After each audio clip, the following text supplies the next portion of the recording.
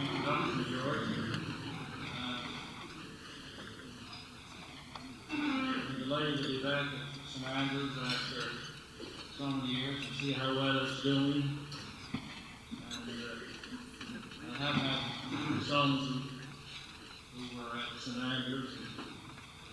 My theory is that all teenagers should be taken at age 13 and sent to boarding school, and not to return home until they're at least 21.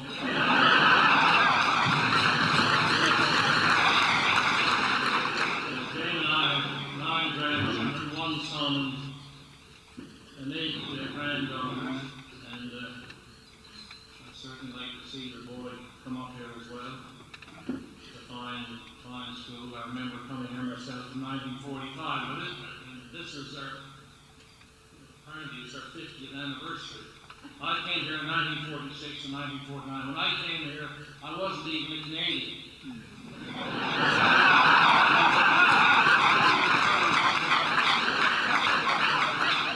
I was just a poor little Tallahassee boy who came up from St. John's, Newfoundland.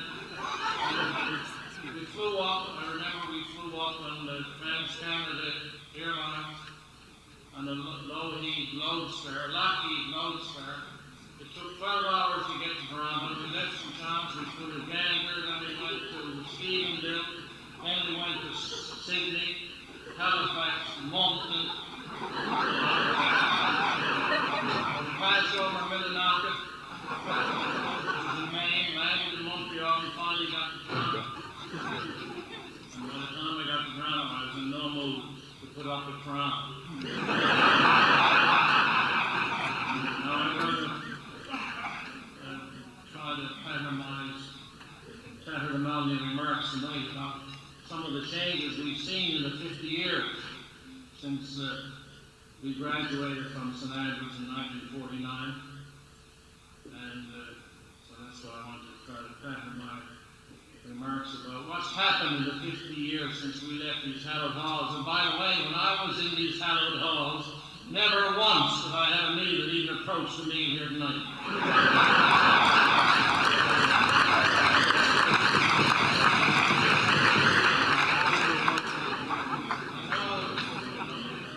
I know that some of you won't believe that, but when I got married, I was a skinny 165 pounds. That was a result of the starvation diet.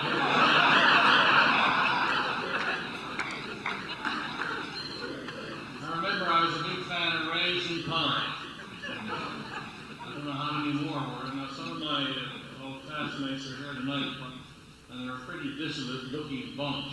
I'm certainly not going to introduce you to any of them. And one of them got up and thought he was speaking Latin here tonight when he gave the grace.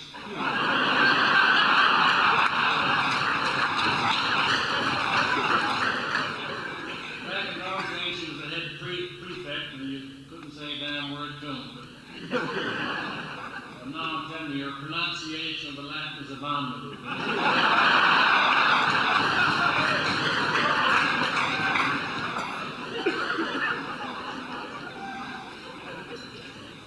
Now, of course, if you're from Newfoundland, you got to be careful.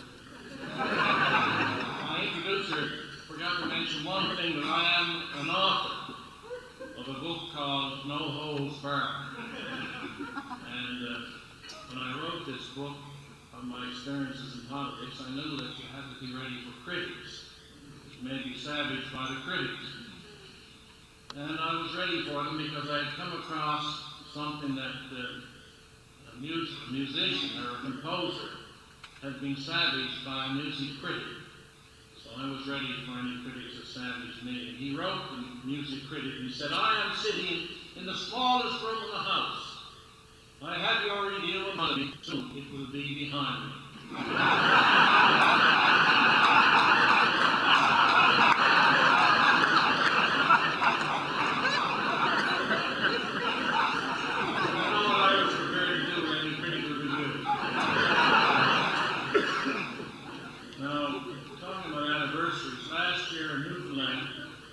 Was the 500th year since John Cabot was supposed to have discovered Newfoundland.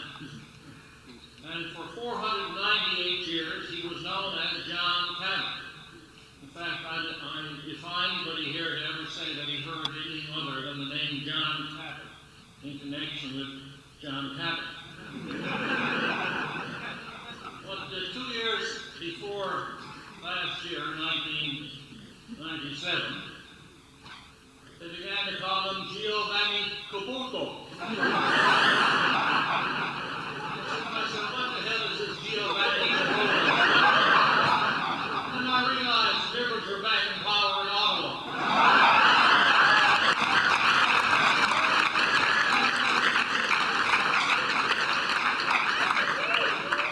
And of course, they were after the Italian boat in Toronto. Now there's a strong rumor he's going to be renamed John Nunziata Caputo. So you get his vote under control. So you got to watch everything with the John to start. Now, as you know, we Newfoundlanders joined, as a matter of fact, it will be 50 years next year since Newfoundland joined Canada, entered into Confederation with Canada. And I was here in St. Andrews the night, March 31st, 1949, that we actually became part of Canada. And you bastards were merciless. We were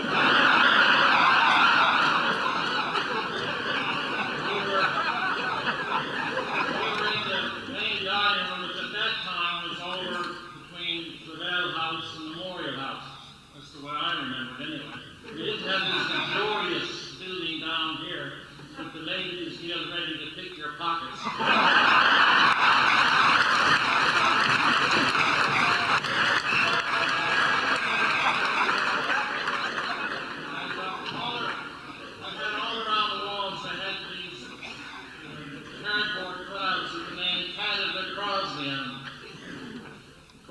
Just to get my vote, right? Because they knew that my family and I were not for Confederation, at least in the way it was being presented. We had nothing against Canadians. We didn't mind taking Canadians to the cleaners. We got the opportunity. But we thought they were going about it the wrong way, but I won't get into all that. But I was being called Canada Crosby by this bunch of bullies and ragamuffins up here on the mainland. And on March 31st, 1949, the whole school got up in our honor and sang the Old Canada. And it was Frank Morris was here, I think, my brother Andrew, we got up and we sang the Ode to Newfoundland. And I tell you, we sounded one hell of a lot better than the rest of it. Anyway, that's all part of an old man's memories of St. Andrews. So it's a great institution, but I'm not going to get into what we did here, what we didn't do. But I remember in those days they had corporal punishment. By Christ, I think they should have it today as well.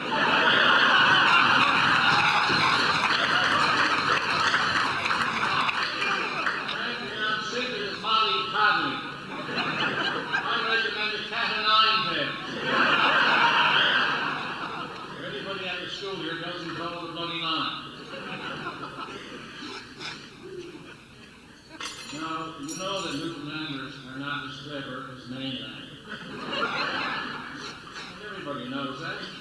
And we can't even argue against it because we voted to join you in 1948. We can't deny that we're not as bright as you are for that reason. Now, I'd like to warn you about something here. I have to warn you about something that Hubert Humphrey, the American Vice President, once said. He said, I never thought my speeches were too long. I enjoyed them. This is the same problem that I have. So just relax and don't get arrested. I just noticed again down here that eminent teacher, French, he's from the Prairie.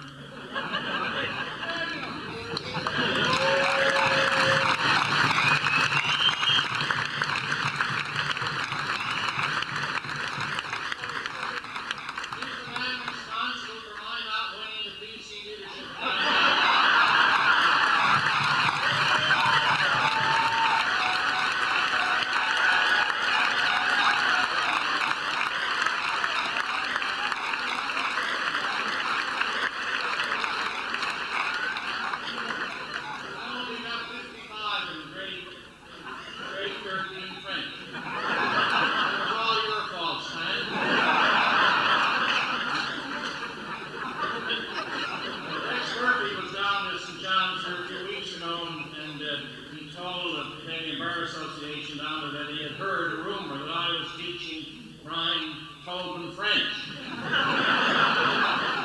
said, Paul Burton's got nothing to worry about. Now, one other little quotation I want to give you before I get started. No, I'm not started yet.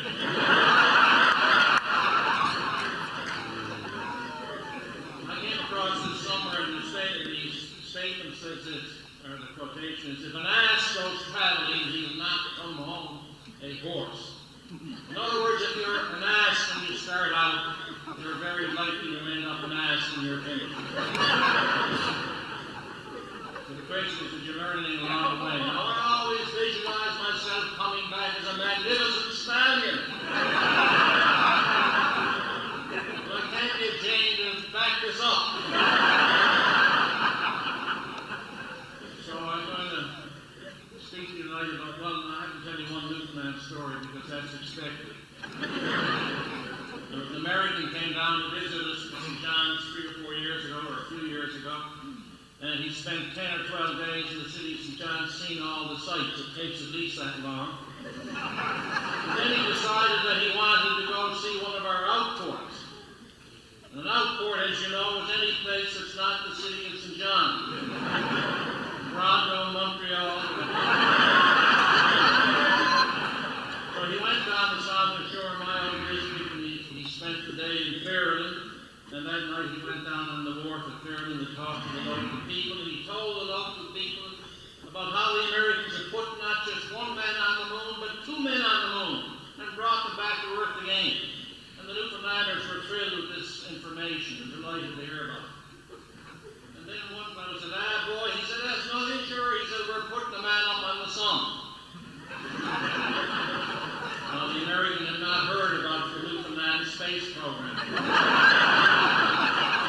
As you know, Americans are very parochial. They don't know anything that's happening outside of the United States. This American said to him, look here, he said, my good man, you can't put a man up on the surface of the sun. He said, don't you realize that the temperature on the surface of the sun is 98 million degrees Fahrenheit? This is just before the metric. 98 million degrees Fahrenheit, he'll be burnt to a crisp before he hits the surface of the sun. Boy, said the Newfoundlander, don't be so foolish. He said, we're putting them up after dark.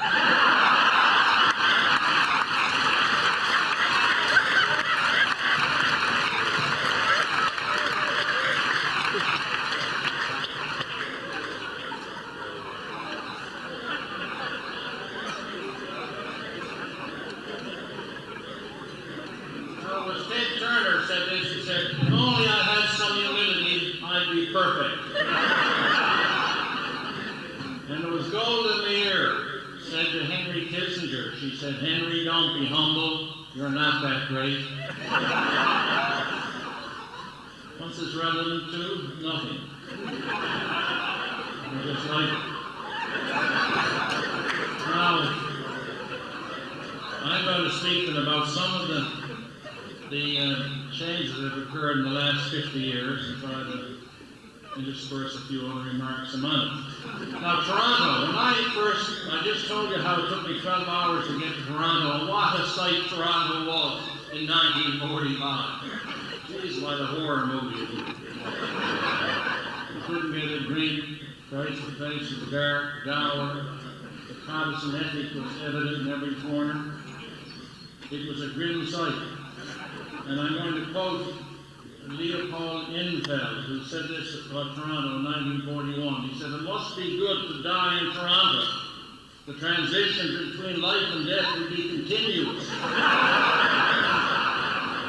pointless, and scarcely noticeable in this silent town. I dreaded the Sundays and prayed to God that if he chose for me to die in Toronto, he would let it be on a Saturday afternoon to save me from one more Toronto Sunday. That's what Toronto used to be like.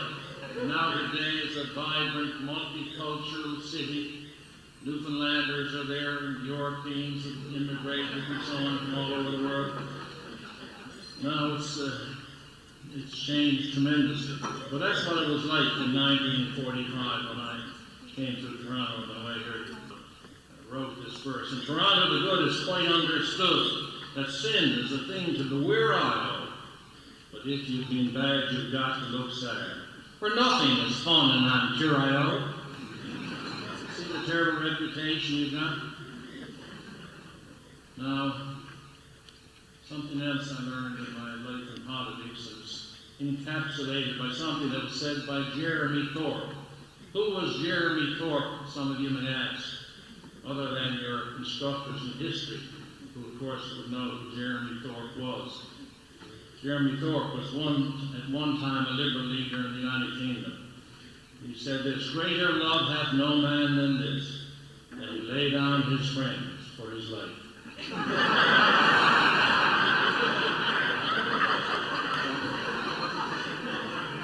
my career in politics, I found this to be invariably true, particularly when it came to cabinet shuffles. Now, during these years, since 1949 onwards, as you know, we had a few years of brilliant government when the PCs were in,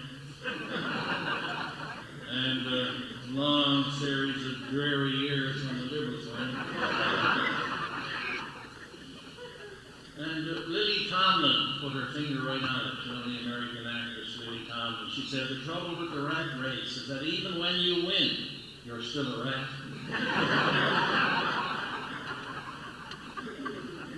Now, what about the poor old Tories? I'm going to give you one story now that illustrates the problem of the Tories. And this is when I was down in Ottawa, and I had done a tape for a radio station at Christmas time down in Ottawa for a good charitable cause, reading Al Couson's Newfoundland version of Charles Dickens' Christmas stories, Pickwick Papers, and so on. And anyway, this became quite popular, and they sold out all their tapes. And this is a letter I got on January 8, 1988, from a Nova Scotia couple who had been visiting BC. And they heard a portion of my tape on Christmas stories. They delighted, they wanted to buy the tapes. So they went to various stores on the west coast of Canada looking for my tapes. And they went into one particular record store, and her husband asked the clerk for the tapes. The clerk said, "Who are they by?" "John Crosby," said my husband. "I never heard of him," said the clerk. "What group is he with?" "The Conservatives," replied my husband. "They must be new," she replied. "I never heard of them either." What's the problem? They haven't heard of us. Well, probably it's best not to have been heard of. I don't know which would be preferable. Now, just casting our minds back to Canada as it was in 1949 and where we are today. If we just look Newfoundland, we had a whaling industry. We used to kill whales. I spent 2 summers killing whales. And as you know, this is not on the agenda today, right? And it's being barred, you know, you're not allowed to do that since the 1970s. Now we've got hundreds of thousands of tourists coming down to Newfoundland to see our whales. And we'd much sooner have get out and seen our whales and kill them. There's more money in having you look at them. Come down and spend your money now watching the whales. I think that's much better. And then there was the seeding. In 1949, we had a bigger seeding industry. My family was in the seeding industry. They were in the whaling industry. And they were in the seeding industry right into the 1960s. And as you know, great fuss arose about the seeding industry. Poor little darling white-coat seals, babies getting hit on the head and scalded out of the ice, etc., etc. But nobody happened to consider the fact that there's no mother-child relationship between mother seals and the baby seals. They bear their pups, they feed them for 4 or 5 weeks, tremendously rich milk, and they grow tremendously quickly. And then the mothers go off back into the little white coats on the ice. The mothers dive off looking for mates to copulate with. And they spend the next few months copulating, leaving these darling little seals on the ice. alone. But they weren't able to look after themselves. And then along come these sealers and they want them on the head and so on and so forth. So this is not popular on television every day. Every day is television. And if we had the beef industry and the lamb industry and so on all killing their animals outside on the grass somewhere where TV can come along and take pictures of it, that wouldn't be very popular either. You know, there are many people who don't realize that when they buy a roast of beef, it comes from a cow. The cow had to be hit in the head to produce before the beef could be produced. Well, that's just the way it is, so the sealing industry has been badly damaged in Newfoundland. But in the last few years, we're no longer taking seals under 1 year of age because of this television situation. But the last fuss about sealing occurred 3 or 4 years ago when it was said that we were killing the seals to take their penises. Now, I wouldn't mention this, but in he goes today. After what we have been observing in the United States, you can get away with just about anything.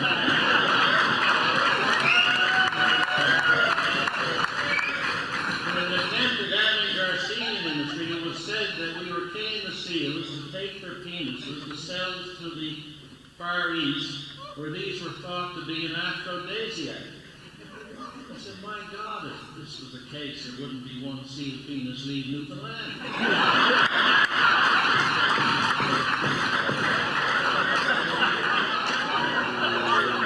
be no export trade at all.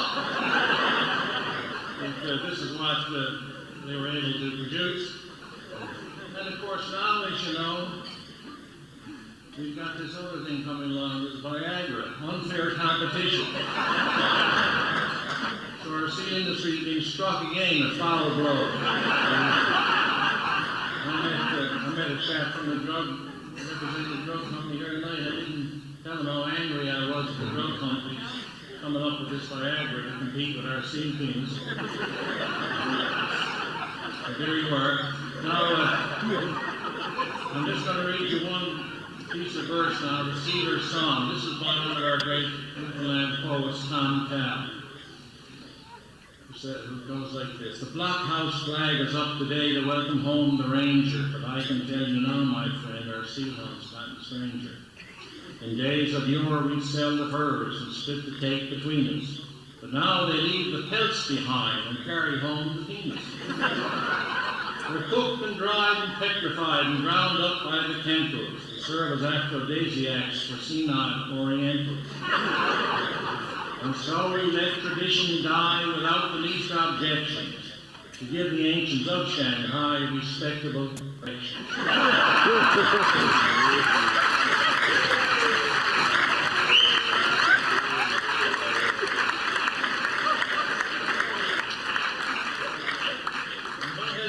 Straighten me out, because this mightn't be what you had in mind when you asked me this.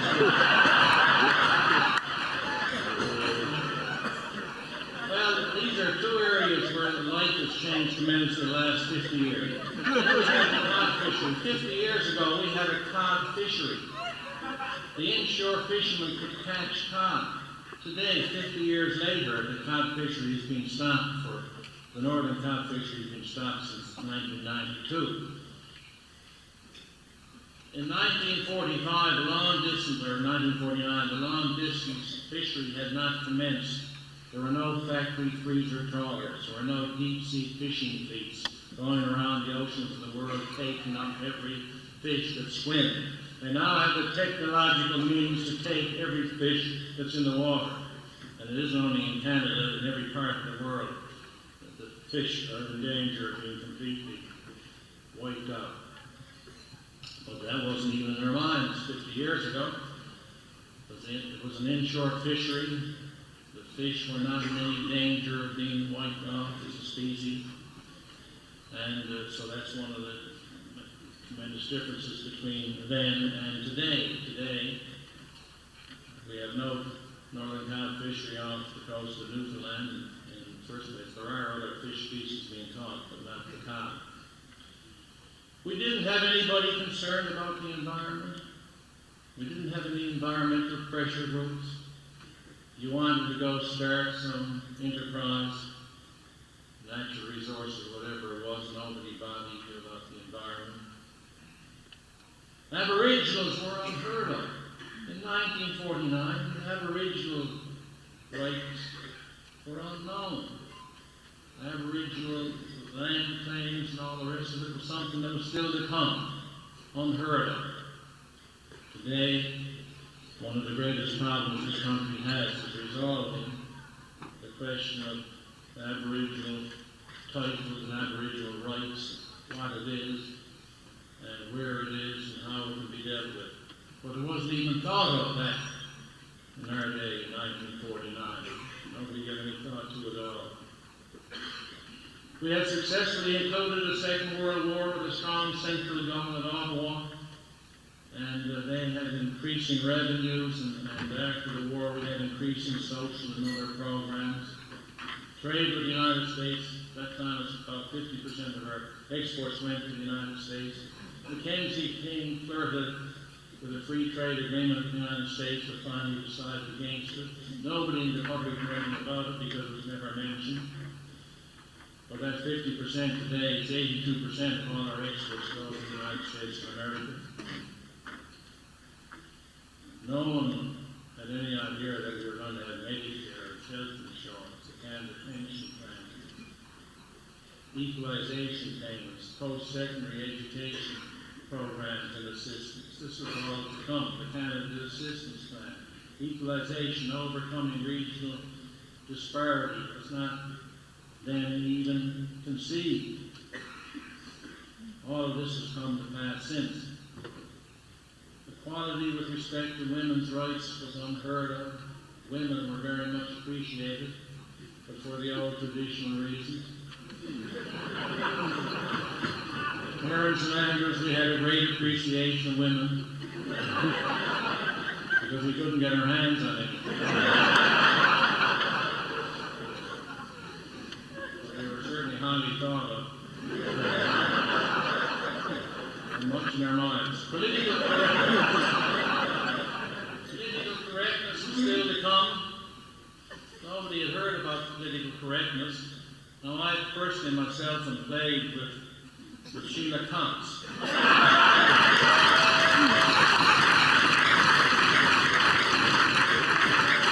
It's like an albatross around my neck. How did this come about? Well, I was at a fundraising dinner for the BC Party in Victoria, speaking to a crowd of enthusiastic members of the Tory party.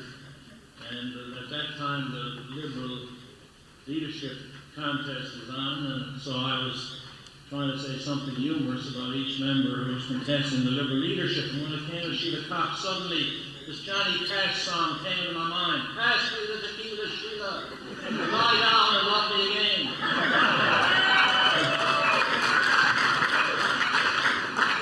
Anybody that had a grain of sense knew that I was not serious.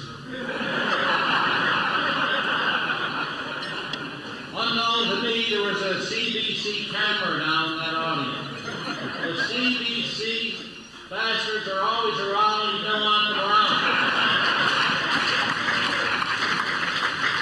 I looked all around the hall here tonight and I don't see a CBC camera, but that doesn't mean to say there mightn't be one here. It was the only time I was ever on the national news 2 nights in a row.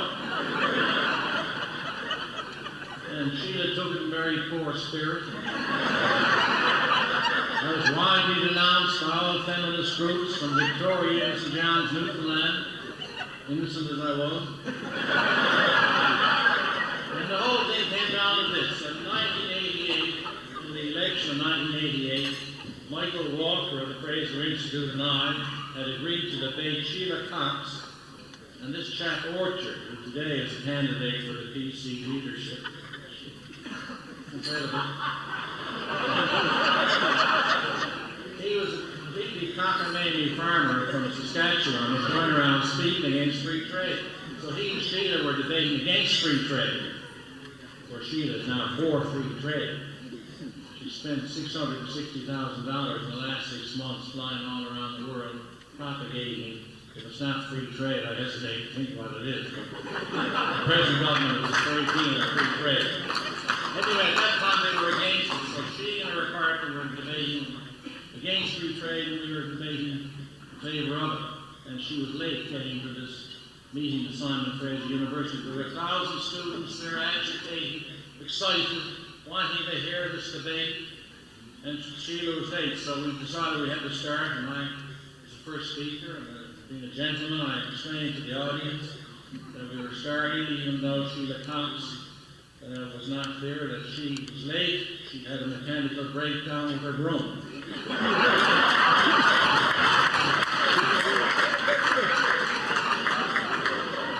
had no sense of humor.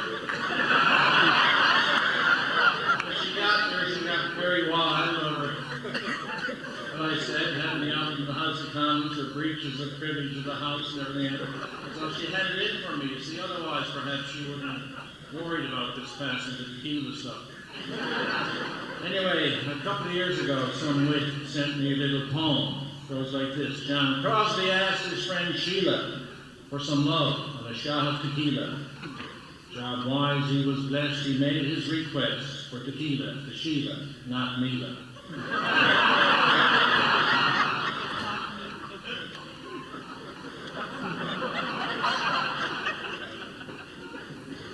1949, we had never heard about gays or lesbians. Never heard about them. We didn't know that they existed. And in fact, when I first got elected in Newfoundland in 1976 federally, nobody in Newfoundland knew or could visualize that there was a Newfoundland gay or a Newfoundland lesbian. We just had never heard of this possibility before. Yet within 5 years after my election, I was getting briefs from the Newfoundland Association of Gays and Lesbians. And on it goes. But this is something entirely new in the last 50 years that my class has had to learn about.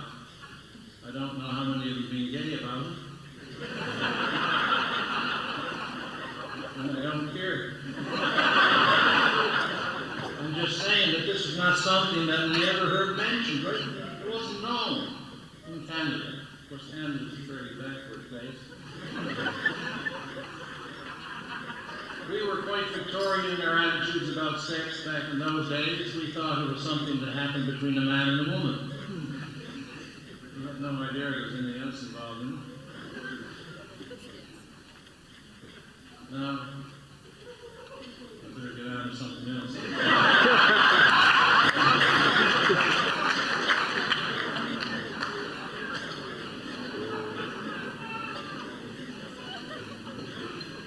You know, Mae West once said that too much of a good thing can be wonderful.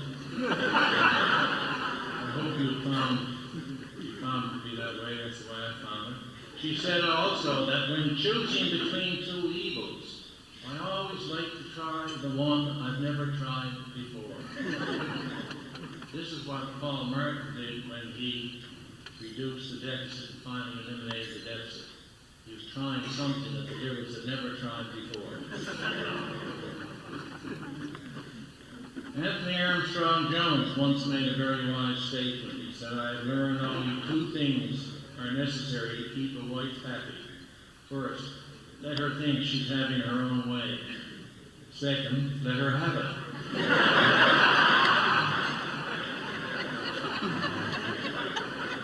That's the secret of my success with Jane. She's here with me tonight, and I want to, of course, give her every credit. She's responsible for everything I say here that you may find out more.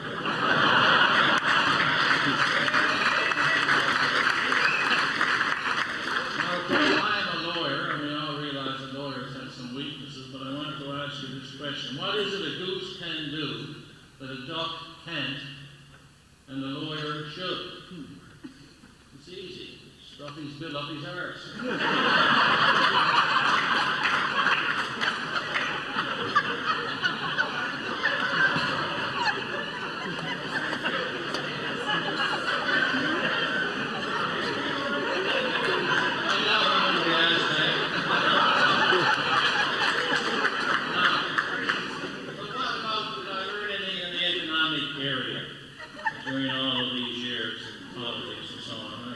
I learned a bit in the economic area. For example, I learned that, just fine here, Cicero. If we followed Cicero, we would have no problem. What did Cicero say? Well, Bill Lawrence would know. We heard Bill speaking fluent Latin here tonight. Cicero said this in 63 BC. He said the budget should be balanced. The treasury should be refilled. Public debt should be reduced. The arrogance of officialdom should be tempered and controlled, lest we become bankrupt. What could be more sensible than what Cicero said 2,000 years ago? And why is it that for the 2,000 years since he said it, governments elected and unelected have ignored it? Because, of course, it's much easier to spend the money and borrow the money and keep the public happy and satisfied, because they're mostly happy and satisfied when you're spending money and doing things for them than when you're trying to balance the budget or refill the treasury or reducing the public debt. So this good advice has always been ignored. Since 1970, for example, in Canada, we suffered from kinky Keynesianism, I call it. Keynes said in the times of depression and recession, the government should borrow money and should spend and try to put more money in the hands of the consumers and fight your way out of the recession or the depression. And everybody thought that was terrific. But on the other hand, he also said that when times became better, you should start to reduce the debt, pay down the debt, refill the treasury, and get ready for the next step in the cycle. There are two sides to his equation, but of course we've ignored in Canada, as they had in most countries, the second half of Keynes' proposition. That's why I call it kinky Keynesianism. And I learned something else. Now here in Canada, we think that we're some kind of particular human being, that we're entitled to a social safety net. Jesus, I get fed up listening to this bunk about social safety net. That the social safety net will come if you just wish it. If you wish it, if it's your policy to have a social safety net here in Canada, then we Canadians will have a social safety net, because we're so innately good. We're so innately proper. We're so innately deserving. But you cannot have a social safety net unless you have first a fiscal safety net. How can you have a social safety net if you don't first have the financial means to provide the social safety net? So first comes the fiscal safety net. First, you've got to pay down the huge debt that we've got today. You've got to eliminate the deficit. You have to strengthen yourself fiscally, and then you can have a social safety net. Why is a social safety net in some period today? Because we haven't got the fiscal safety net. Now, we may have eliminated the national deficit. We're not incurring, we hope, deficits any longer nationally. And it's suggested to us that we've got some kind of a fiscal dividend. As a result, we have a fiscal dividend. Well, what crap is this fiscal dividend? How can you have a fiscal dividend if you owe $683.5 billion? That's the national debt.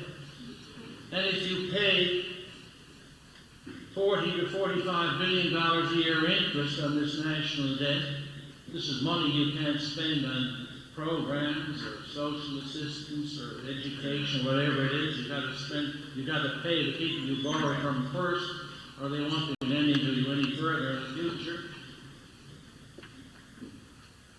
So how can it be said, as Paul Martin has agreed, that we've got some kind of a fiscal dividend because now we're no longer having annual deficits? This is fiscal flatulence. This is fiscal wind. It makes no sense at all. You cannot have a fiscal dividend if you've got a debt of $483 billion. You got to pay that down substantially before you can say that you got a fiscal dividend. You got to pay down and get it down so that you're not paying $40 to $45 billion a year in interest payments.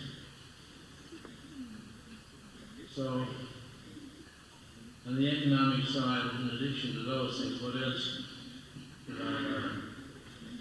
Well, I learned that Casey Stengel was right. He said, going to bed with a woman never hurt a ball player. It's staying up all night looking for them that does. And it was George Burns, another piece of wisdom, said this: it's too bad that all the people who know how to run the country are busy driving taxi cabs and cutting hair. Isn't that very true? All of the ones that I've heard giving the best advice are taxi cab drivers and barbers. Zazag Gabor said this. She said, I am a marvelous housekeeper. Every time I leave a man, I keep the house.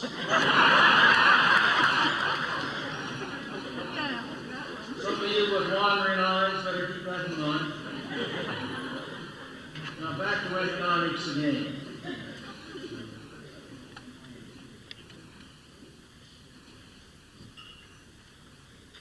It was Sophocles said this. This is Greek now, not Latin, Bill. He said, a wise man will make more opportunity. He said, opportunity has power over all things. If you're given an opportunity, that's what gives you the power over all things. You can take advantage of it. Francis Bacon said, a wise man will make more opportunities than he finds. This is the kind of person that I think is really valuable in our society.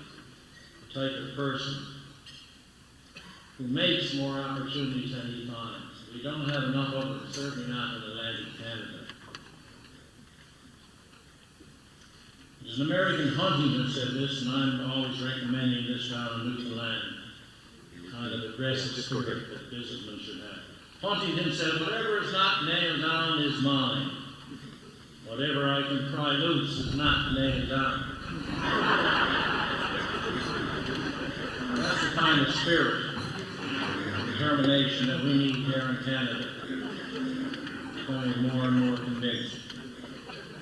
Now, still in economics, as Bernard Baruch said this, many a man waits for his ship to come in, even though he never sent one out. That's the socialist philosophy. You let somebody else send the ship out and take the risks, and then when they're successful and bring the ship in, you can remove the profits from them by way of taxation or whatever. And it was Norman Mailer said this, the function of socialism is to raise suffering to a higher level. Something else I learned along the way. Now, we politicians, of course, if we've got any sense, don't expect any gratitude. For example, I think of my former leader, Mr. Mulrooney, doesn't get much in the way of gratitude. And, it was Mark Twain said this, if you pick up a starving dog and make him prosperous, he will not bite you. That is the principal difference between a dog and a man.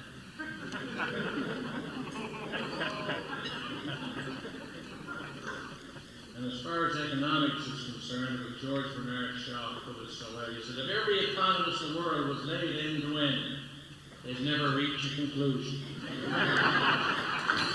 You can find an economist to take a position, whatever position you want him to take, you find economists to do it. So Shaw was absolutely correct on that.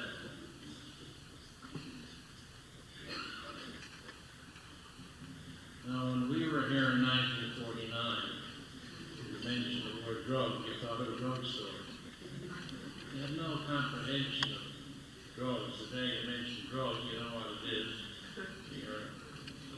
It's certainly not something you get at the drugstore. Marijuana or cocaine or this, that, or the other. But in our innocence back in 1949, we said drugs, you thought of aspirins or enemas or something like that. We had no idea there was going to be any national unity crisis in this country. Not back in 1949. We knew that the French were troublesome, ungrateful bastards. we didn't think there was going to be a national unity crisis. And look at us now. So I just want to say a few words on that, and then I'm going to conclude. But before I get to it, I just want to say that one of the things that we suffer from in Canada, from my experience traveling around this country, is excessive regionalism. Our country is cursed by excessive regionalism. There's the Atlantic region, Quebec, Ontario. Of course, you're not a region, you're a nation here in Ontario.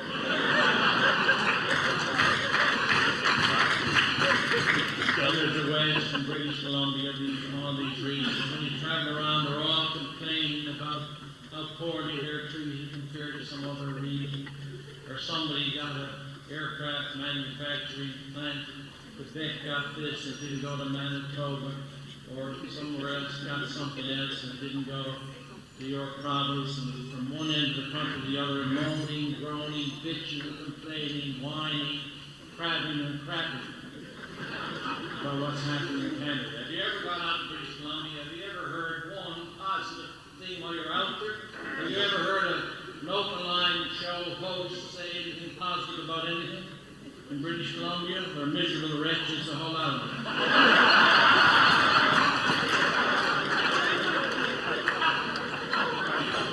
So this country is cursed by excessive regionalism. One region jealous of another region. Envy and jealousy, unfortunately, is a common characteristic that you come across in the regions of this country. And it reminds me of something that Samuel Johnson said about the Irish. He said, the Irish are a fair people. They never speak well of one another. That's the way we are in Canada. And George Bernard Shaw said, put an Irishman on the spit, and you can always get another Irishman to turn.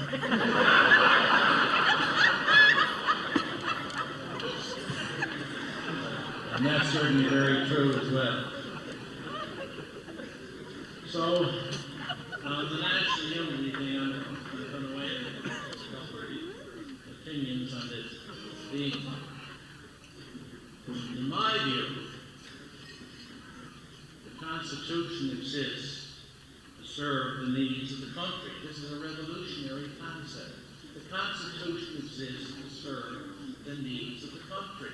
The country doesn't exist to serve somebody's view, fanatical view, of what provisions there should be in the federal Constitution. I'm thinking now of Preston Manning and Clyde Wells. No, the Constitution, I'm prepared to accept anything in a Constitution that keeps the country united. The Constitution exists to serve the country. This is a revolutionary idea. The country doesn't exist to serve somebody's view of what should be in the federal Constitution. The Constitution can contain anything as long, in my opinion, especially within reason, it keeps the country united.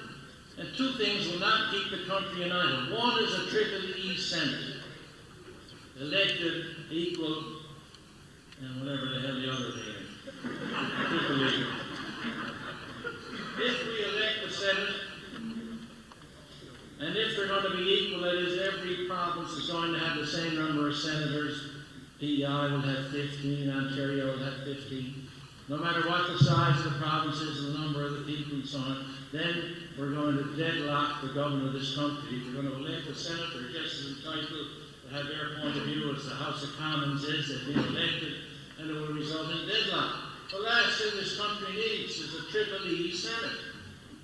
And if it gets a Triple E Senate, we will never be able to keep Quebec within Canada because they will not accept the Triple E Senate. Why should Quebec accept an equal, a Triple E elected equal, whatever the hell the other unit said? I'm in favor of a fourth E, emasculated. What we need is an emasculated Senate. Do away with the Senate. We don't want the Senate. We don't like the fact that it's patronage or they're appointed. Let's do away with it.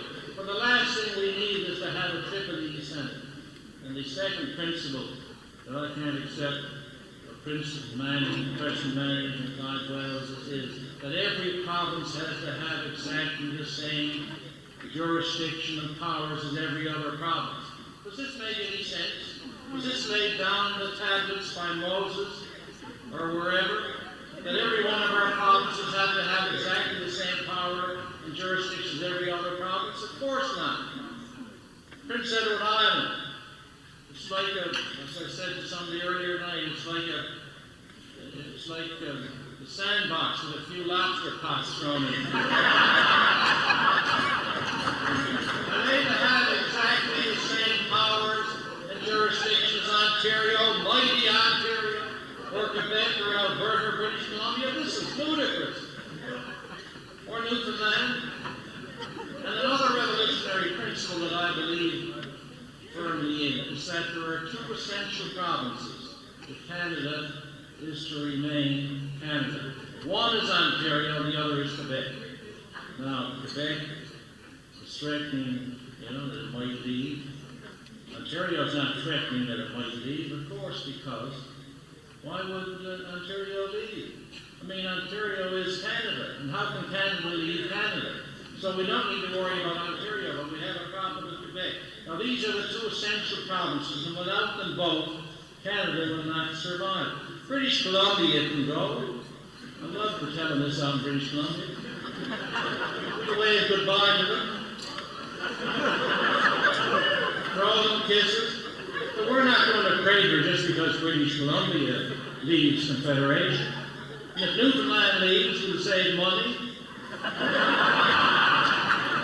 And if PEI leaves, we'll all run down to the shore in New Brunswick to see what's on the other end of the bridge. And so on. But the two essential provinces are Ontario and Quebec, if we're to keep or continue Canada.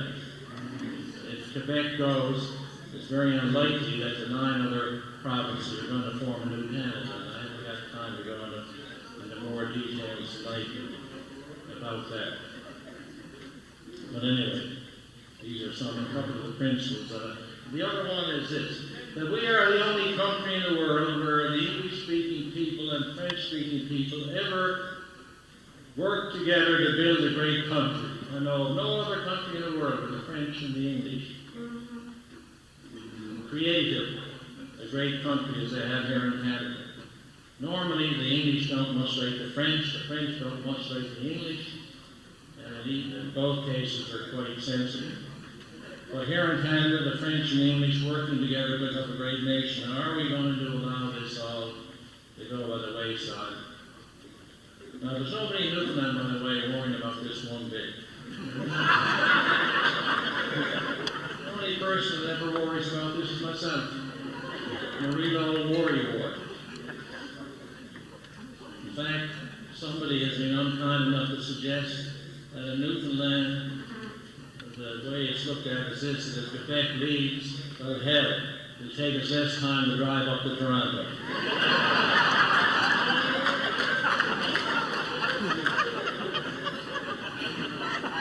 Now, in concluding, I'm always threatening to conclude. I want to quote America. The Americans that we're so weary of here in Canada have got one thing to be said for them. They are patriotic. Americans are patriotic. They love their country. They don't mind showing that. Here in Canada, we're a bit different. And it was Thomas Jefferson said this. He said, "Let the love of our country soar above all minor problems, minor passions. Let the love of our country soar above all minor passions." Have any one of you heard in the last 50 years, since we graduated in 1949, anyone say in Canada, "Let the love of our country soar above all minor passions"? Have you heard any open line host? Have you heard any caller to an open line program? Have you heard anyone in any part of Canada say, "This is all crap"? Let the love of our country soar above all minor passions? Of course you haven't heard it. I've been everywhere across this country and I have never heard it. That's the trouble with this country. We're not patriotic enough. We don't express enough the love of our country.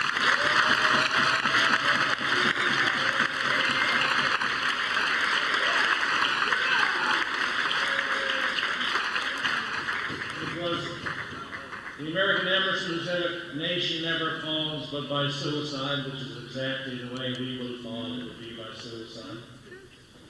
And it was Aristophanes. Bill, I suggest you learn Greek too. As Aristophanes said, "The country of every man is the one where he lives best." Now, the country where I live best, and have been living best for the last 49 years, will be 50 years next year, is Canada. And it's the country, I'm sure, where you live best. And if we have any sense, we'll ensure that we continue to live in Canada, where we live best, and we will resolve these national unity issues in the sensible way that I'm suggesting and indicating that we should resolve them. So thank you for putting up with my remarks here.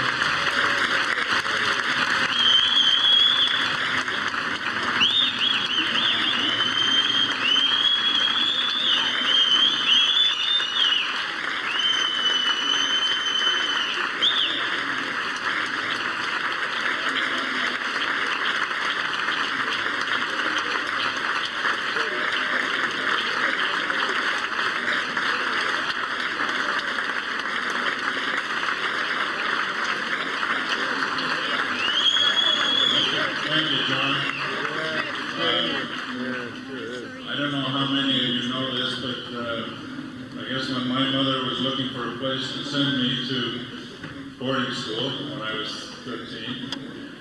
She probably phoned her sister, who was John Crosby's mother, and that's the reason he got me too. I'd just like to ask Rob Saley, who's one of our alumni artists, to come forward and present a gift to John, which appropriately is a cod platter.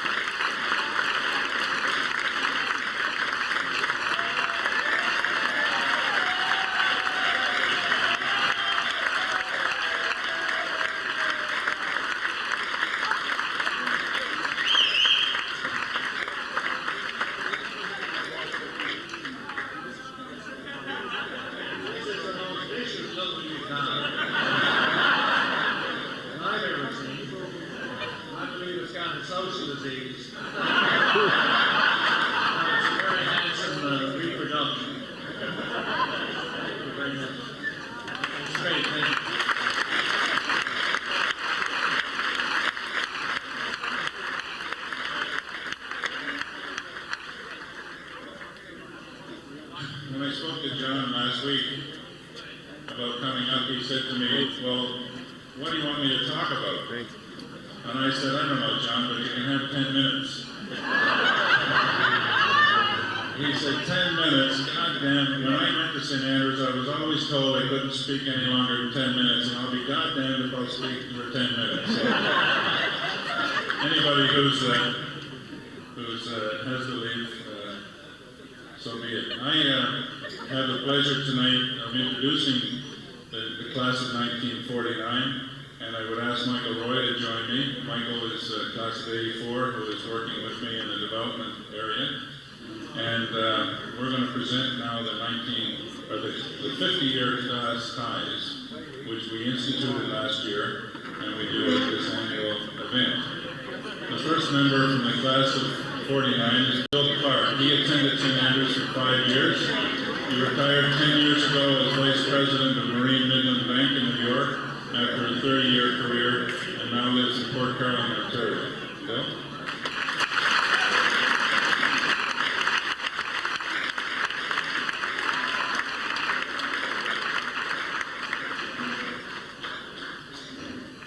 Alphabetically, we're right back to Crosby, who showed early promise as a debater. His two sons are old boys. His older son, Chesley, who was named for his grandfather, is also an old boy, or was an old boy, and Chesley was a Rhodes Scholar in his year. You've heard enough about John, so Michael, do your business with John.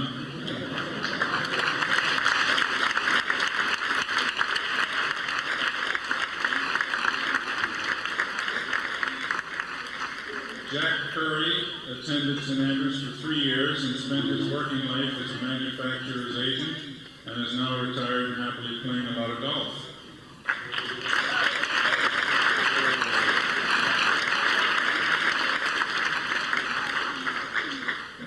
Is Jim Lang with us tonight?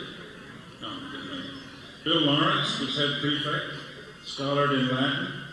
He is retired from the practice of law in Brampton, Ontario.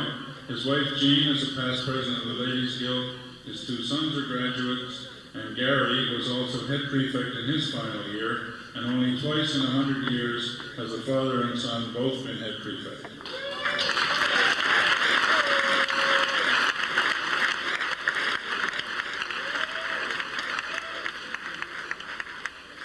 Gordon O'Reilly attended St. Andrews for his final year before attending the University of Western Ontario and then Osgoode Hall. He is a lawyer in Oakville and is active in golf, tennis, and squash.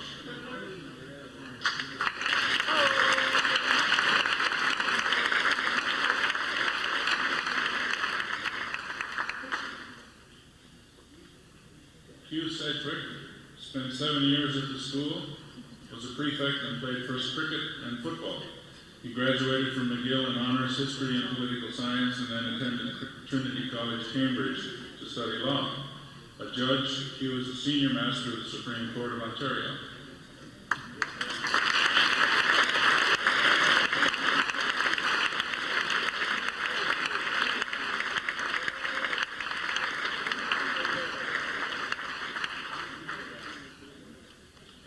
Geoff Smith was at the school for 2 years and then graduated from Queen's University in engineering. He retired after 20 years as a manufacturing manager with Xerox. Ted lives in Oakville, winters in Florida, and plays a lot of golf as well.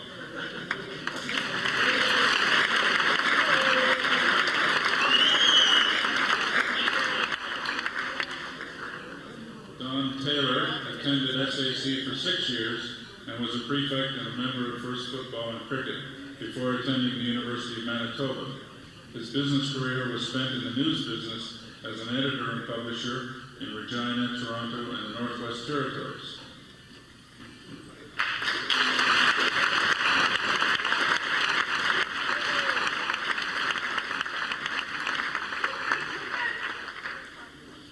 David Wilson attended St. Andrews, and in his graduating year was head boy, a scholar, prefect, and the winner of the Governor General's Medal. His father was an old boy from the class of 1924, and his son Chris attended the school in the 1980s. A resident of Jupiter, Florida, David is an orthopedic surgeon.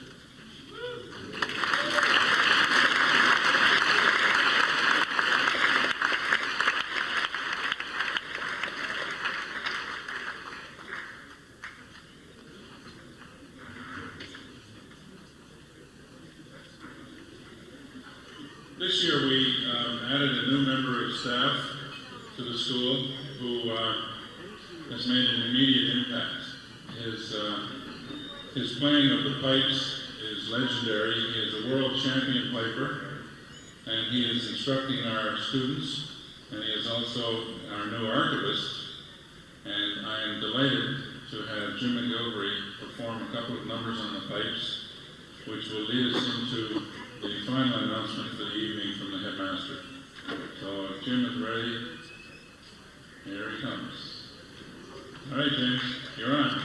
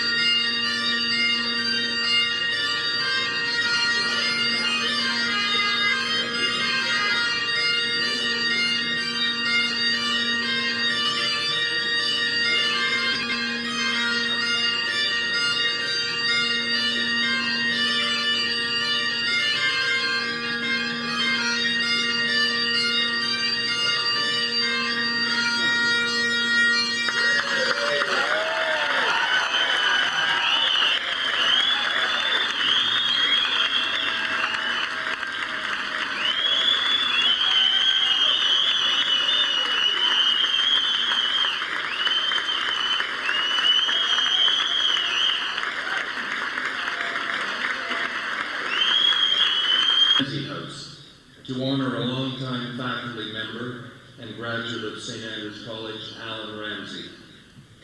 He was an outstanding student and athlete at St. Andrews for 6 years, graduating in 1908. In 1920, he returned to the school to teach English and French, run the cadet corps, coach first football team. In fact, his teams won 3 Little Big Four championships. In 1926, he left the school, entered the world of business, found it lacking in many respects, and returned to St. Andrews in 1947, picking up exactly where he left off, continuing to teach and coach. He retired in 1960. It's very fitting that the school saw fit to recognize this outstanding educator at St. Andrews College by naming the first day boy house after him.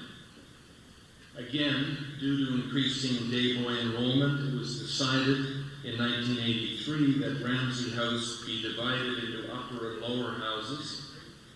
A name for the second day boy house had to be found. The name chosen for the lower school house was Laidlaw House, honoring the lifelong service to St. Andrews of Robertson Laidlaw.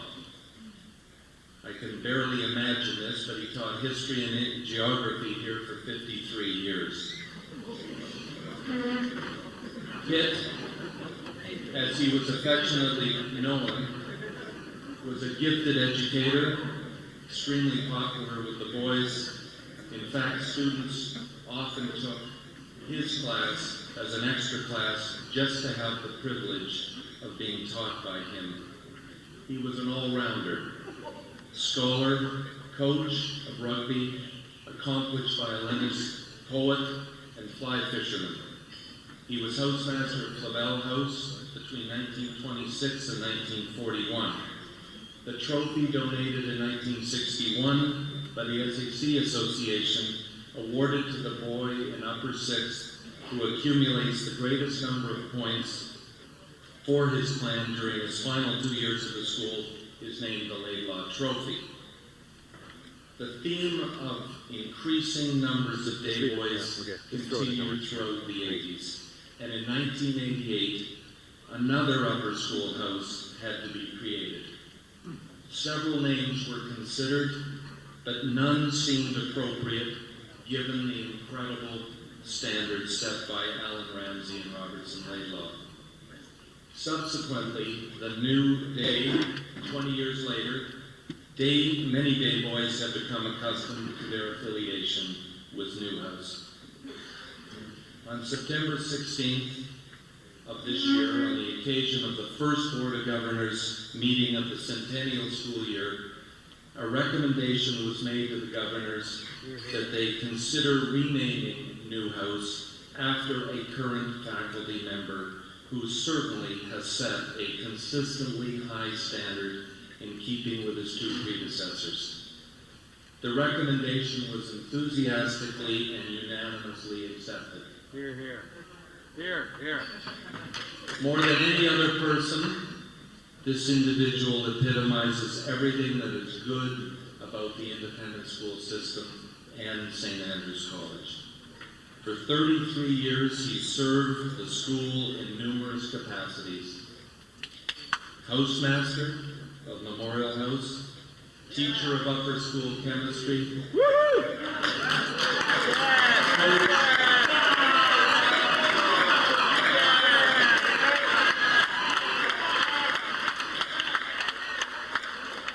coach of a vast array of sports, football, swimming, and rugby, instigator of computer science at St. Andrews, computer network manager for the administration, librarian, cadet corps commander, assistant headmaster of student life, chair of the discipline committee, university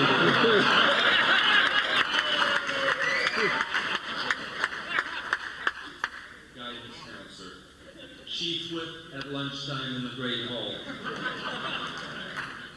chief of protocol, meter of buses from visiting schools, and number one host to all coaches, orator of boys,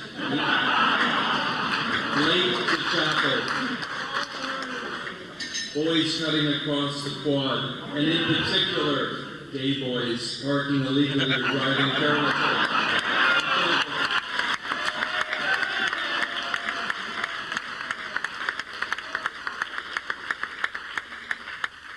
Phrases such as, swallow that gum, son, or I'll glue it to your nose. Or, move your bleeping butts or I'll tear your arms from their sockets and beat you with the wet end.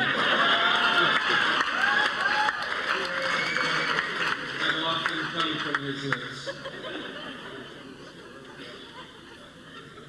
This man is a major force at the school, highly respected by boys of all ages. The Beakron Award, presented annually to the member of the St. Andrews College staff, meaning the most of the graduating class, has been awarded to this individual 7 times, more than any other faculty or staff member. In fact, a quarter of the years that it's been in existence. I've known this man for 25 years. I met him first about the early 70s, mostly as an opposing coach, but most recently as a colleague. I thank him personally for his invaluable assistance during my first year as headmaster of St. Andrews, and in your presence, congratulate him on his outstanding contribution to school life at SAC. Would you please join with me in a salute to a man whose name, from this day forward, will be forever attached to St. Andrews, Mr. Geoffrey R. Smith.